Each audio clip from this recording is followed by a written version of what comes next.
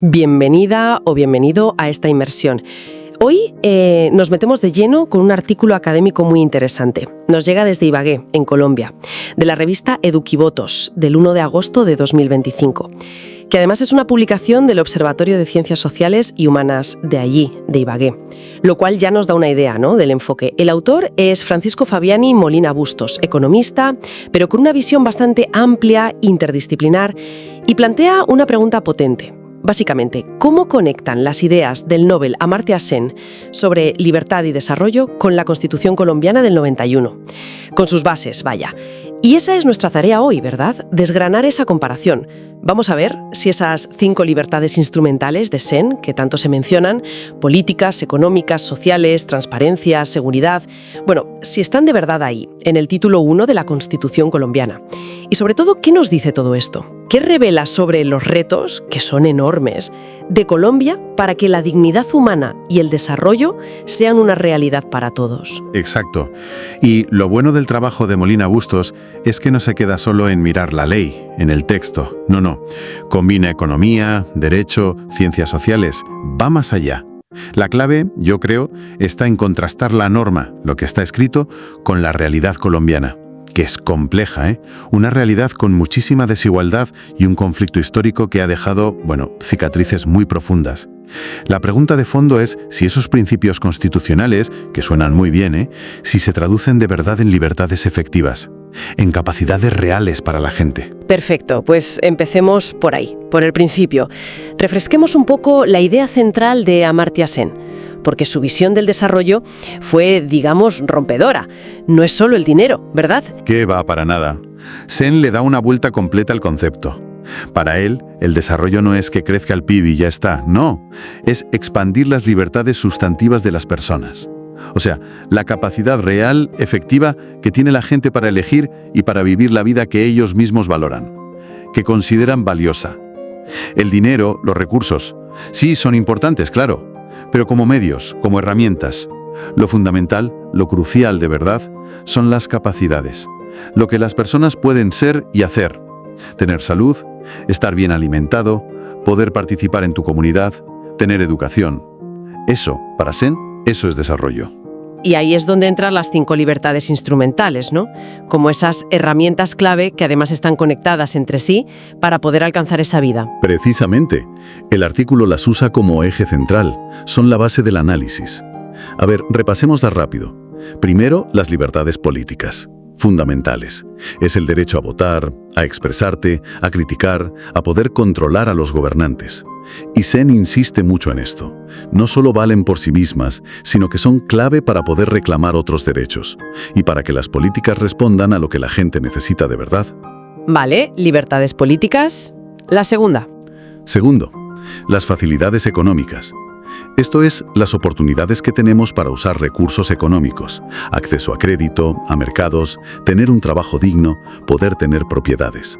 Es la base para poder ganarte la vida y tener autonomía. Tercero, las oportunidades sociales, imagino. Exacto. Oportunidades sociales. Aquí entra todo lo que tiene que ver con servicios, educación, sanidad, acceso a la cultura. Son las que te permiten desarrollar tus capacidades, ¿sabes? Ampliar tus opciones de vida. Sin esto, la libertad se queda un poco en el aire, ¿no? Muy cierto. La cuarta. Cuarto, las garantías de transparencia. Esto es clave. Poder confiar en las instituciones, saber que no hay corrupción por todas partes, tener acceso a la información, saber cómo se toman las decisiones, poder pedir cuentas a los que mandan. Esencial para la confianza y para que la gente participe sabiendo de qué va la cosa. Y nos queda la quinta. Seguridad. La seguridad protectora, sí. Es esa red de seguridad social básica, que protege a la gente, sobre todo a los más vulnerables, cuando vienen mal dadas. Crisis económicas, desastres, epidemias, violencia, pobreza extrema. Evita que la gente caiga en una situación tan mala que ya ni siquiera pueda actuar, que pierda su capacidad de agencia. Y ojo, un punto que Sen siempre recalca y que el artículo también recoge, es que están interconectadas, no van por separado, se refuerzan unas a otras o se debilitan.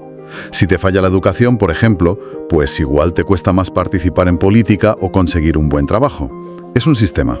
Y además de estas 5, mencionaste antes 2 conceptos de Sen que parecen importantes: agencia y elección. ¿Qué significan exactamente aquí? Son conceptos muy potentes. La agencia es la capacidad que tiene cada persona para actuar de forma pensada, deliberada, buscando los objetivos que esa persona considera importantes. Es ser protagonista de tu vida, ¿entiendes? No ser un simple receptor de ayudas o de decisiones que toman otros por ti. Ser agente es poder fijar tus metas y luchar por ellas. Y la elección, no es solo tener opciones, es tener alternativas reales y que valgan la pena entre las que poder elegir. No sirve de mucho tener derecho a votos si todos los candidatos son iguales o si no tienes ni idea de qué proponen. La libertad para Sen va muy ligada a tener un abanico de posibilidades de vida que sea significativo y poder elegir entre ellas con información y autonomía. Vale, creo que el marco de Sen queda claro. Volvamos entonces a Colombia. El artículo de Molina Bustos se fija en el título 1 de la Constitución del 91, los principios fundamentales. Son poquitos artículos, ¿no? 4, pero marcan la pauta de todo el texto. ¿Qué dicen y cómo los relaciona el autor con Sen? Efectivamente, ese título 1 es como la piedra angular de la Constitución. A ver, el artículo 1 dice que Colombia es un Estado social de derecho, democrático, participativo, pluralista, y que se funda en el respeto a la dignidad humana, el trabajo y la solidaridad. Casi nada. El artículo 2 marca los fines del Estado: servir a la comunidad, buscar la prosperidad, garantizar derechos y deberes, facilitar que la gente participe, asegurar la convivencia pacífica. El 3 dice que la soberanía está en el pueblo, y el 4 que la Constitución está por encima de todo. Son declaraciones muy fuertes, ¿eh? Sí, la verdad es que sí. Y a primera vista, las conexiones con las libertades de Sen parecen bastante lógicas. Democracia participativa, con libertades políticas; dignidad humana, con oportunidades sociales. Sí, el análisis de Molina Bustos parte de ahí, de establecer esas correspondencias que sobre el papel encajan muy bien. A ver, define a Colombia como democracia participativa y pluralista, art. 1 y 2. Pues eso encaja perfectamente con las libertades políticas de Sen. El énfasis en el trabajo y la idea de la función social de la propiedad, que se desarrolla más luego pero viene del art. 1, pues conecta con las facilidades económicas. El eje de la dignidad humana y que el Estado debe garantizar derechos, art. 1 y 2. Esa es la base clara para las oportunidades sociales. Que la Constitución sea suprema, art. 4, y que las autoridades deban proteger los derechos, art. 2, pues se relaciona con las garantías de transparencia y el Estado de Derecho. Y lo de asegurar la convivencia pacífica y proteger la vida, art. 2, eso apunta de lleno a la seguridad protectora. O sea que, formalmente, en el texto, la Constitución del 91 parece un marco muy compatible con esa idea de Sen del desarrollo como expansión de libertades. Es una Constitución muy garantista en su diseño. Pero claro, como decías antes, una cosa es el papel y otra la vida real. El autor no se quedó solo en leer la Constitución, no. ¿Cómo investigó si esa conexión funciona en la práctica? Aquí es donde el estudio se pone, yo creo que más interesante, porque usa un enfoque muy crítico y combina varias disciplinas. Primero, como hemos visto, define bien los conceptos de Sen y se centra en el título 1. Luego analiza esos artículos a fondo, qué significan, qué alcance tienen, y hace una especie de matriz, ¿sabes?, para ver ese cruce inicial entre las libertades de Sen y los principios de la Constitución. Y luego vino el paso clave, contrastarlo con la realidad colombiana. Aquí es donde la cosa se complica, me imagino. Totalmente. Este es el corazón del trabajo, diría yo. Molina Bustos usa un montón de fuentes secundarias para ver qué pasa de verdad. Informes del PNUD sobre desarrollo humano en Colombia, datos del DANE, la Oficina de Estadística de allí, estudios de la CEPAL, del Banco Mundial sobre pobreza, desigualdad, acceso a servicios. También mira indicadores de Transparencia Internacional sobre corrupción y gobernanza, e incluso sentencias de la Corte Constitucional e informes de la Defensoría del Pueblo. Busca pruebas concretas. La gente participa de verdad. Sigue habiendo tanta desigualdad. Llega la sanidad y la educación a todos. ¿Funcionan las instituciones? ¿Hay seguridad? Y lo bueno es que intenta integrar todo eso. No solo mira lo económico o lo legal, sino también lo territorial y lo cultural, que en Colombia es absolutamente fundamental para entender cualquier cosa. Vale, entonces llegamos al momento de la verdad. ¿Cuál es el veredicto de este análisis? Al contrastar la Constitución con esa realidad documentada, ¿se cumplen esas libertades instrumentales que promete el título 1? Pues el hallazgo principal que señala el artículo es que hay una tensión muy fuerte, constante. Por un lado, confirma que sí, que el título 1 de la Constitución es un marco normativo avanzado, bien alineado con las ideas de Sen. Formalmente, está muy bien. Pero por otro lado, la evidencia muestra que la implementación en la práctica es débil, fragmentada y muy desigual. Hay una brecha enorme entre lo que promete la Constitución y lo que vive mucha gente en Colombia cada día. Vamos a desglosar esa brecha, si te parece, libertad por libertad, según lo que dice el estudio. Empecemos por las libertades políticas. La Constitución dice democracia participativa. Sí, pero el análisis dice que, en la práctica, esa participación está limitada. ¿Por qué? Pues por varias cosas. Por la concentración tan alta de poder, tanto político como económico, que hace difícil que la gente de a pie influya de verdad. También por la baja representación real de grupos que siempre han estado marginados, indígenas, afros, campesinos. Y luego están las barreras físicas, ¿no? Geográficas y de seguridad. En muchas zonas del país, sobre todo las más golpeadas por el conflicto o donde el Estado casi no llega, pues ejercer tus derechos políticos es muy complicado o directamente peligroso. ¿Existe la participación formal? Sí, pero poder incidir de verdad, ser incluido, eso ya es otra historia. Entendido. Pasemos a las facilidades económicas. La Constitución habla del trabajo, de la función social de la propiedad, permite que el Estado intervenga para buscar equidad.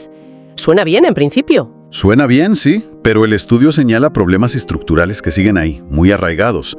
Habla de la informalidad laboral altísima, que deja a millones de personas sin protección social, sin estabilidad. Menciona la concentración brutal de la tierra, que es uno de los nudos históricos del conflicto colombiano, un problema enorme. Y las desigualdades gigantescas en el acceso al crédito, a la tecnología, a los mercados.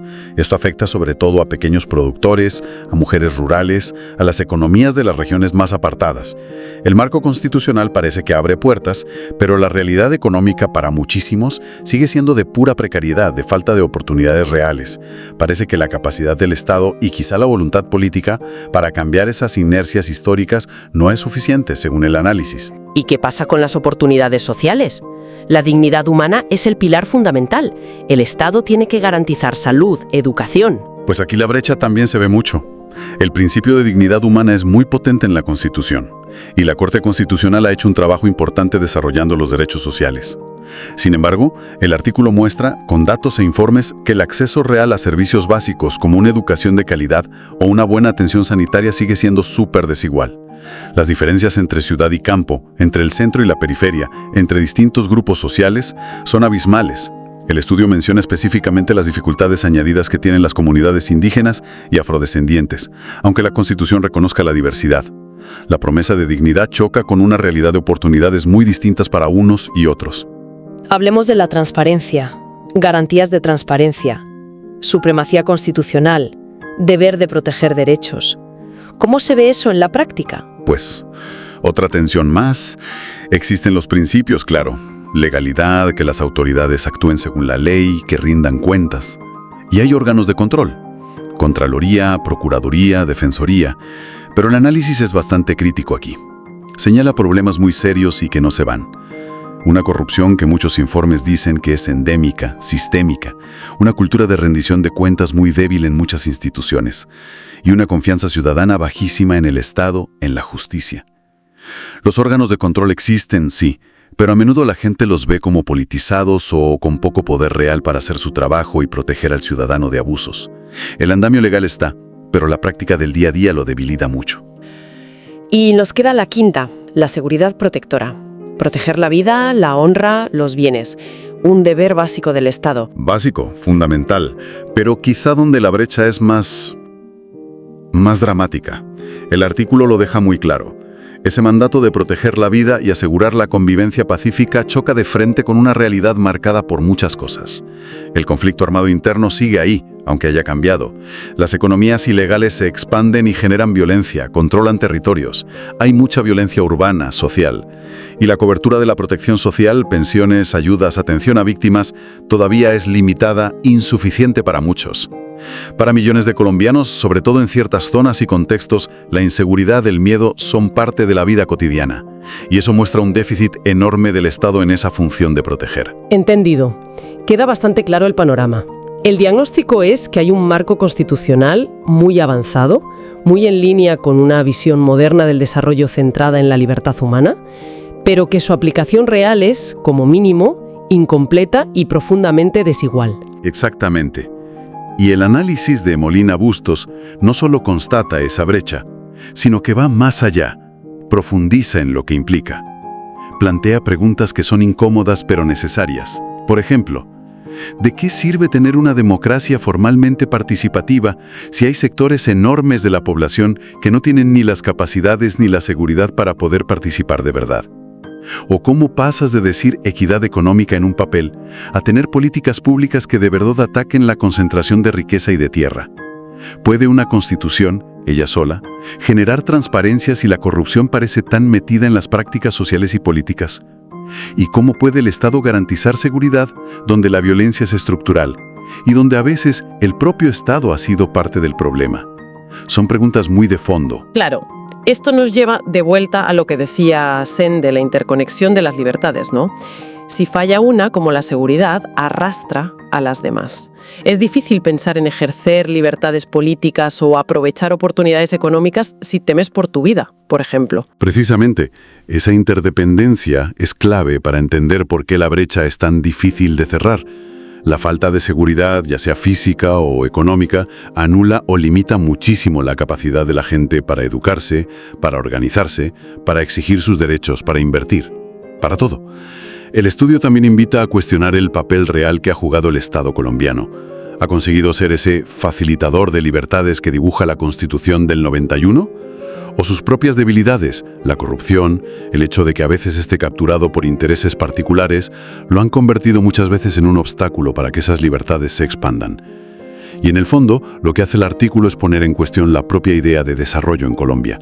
Porque a pesar de tener esta constitución tan garantista, el país sigue roto por la desigualdad, la exclusión, la violencia. Eso sugiere que esa expansión de libertades reales, sustantivas, ha sido, como mucho, parcial. Un privilegio para unos pocos, no una realidad para todos. Entonces, para ir cerrando, ¿cuáles son las conclusiones finales a las que llega el autor en este trabajo que nos viene del Observatorio de Ciencias Sociales y Humanas de Ibagué? La conclusión principal es, diría yo, doble. Por un lado, reconoce que el título 1 de la Constitución del 91 es un logro normativo importante. Es un marco sólido que conceptualmente encaja bien con la filosofía de Sen. Representa un avance claro respecto a lo que había antes. Pero por otro lado, y esta es la parte crítica, concluye que su capacidad para cambiar la realidad, su efectividad material, es limitada y muy desigual. El estudio insiste mucho en esto. Tener la norma escrita es necesario, sí, pero no es suficiente, ni de lejos. Que esas promesas constitucionales se cumplan de verdad, que las capacidades de la gente se expandan realmente, dependen muchísimo de otros factores, factores que van más allá del texto de la ley. Depende de que haya voluntad política real, de que las instituciones del Estado sean fuertes, transparentes y capaces de implementar políticas, de que se puedan superar las desigualdades históricas, estructurales, que son profundísimas, fuerte en toda la sociedad. Así que, después de este análisis tan detallado que nos has presentado, ¿con qué idea final deberíamos quedarnos? ¿Qué reflexión nos deja esto? Pues quizá con la constatación de que las constituciones, por muy bien hechas que estén en el papel, no cambian la realidad por sí solas, como por arte de magia. Poner derechos y principios en una constitución es un paso crucial, claro. Es un horizonte ético y político al que no se puede renunciar. Pero el desafío de verdad, el reto gordo, como sugiere este estudio, está en construir. En construir cada día con paciencia las condiciones institucionales, económicas, sociales, culturales que permitan que todas las personas, sin ninguna excepción, puedan ejercer de verdad esas libertades en sus vidas. La pregunta que nos deja ahí flotando y que yo creo que interpela directamente a la sociedad colombiana y a quienes la estudian es ¿y cómo se cierra esa brecha? ¿Cómo se pasa de tener una constitución que es casi un catálogo de buenas intenciones a convertirla en una herramienta viva, eficaz? Una herramienta que transforme la realidad de cada día y expanda las capacidades y las oportunidades para todos y todas. demoliendo esas barreras estructurales, la desigualdad, la violencia, la corrupción, la exclusión, que todavía hoy impiden que esa promesa de dignidad y libertad se cumpla. Una pregunta fundamental, desde luego. Nos recuerda que el derecho y la realidad social siempre están en tensión, en diálogo constante. Muchísimas gracias por guiarnos en esta exploración tan profunda. Hasta nuestra próxima inmersión.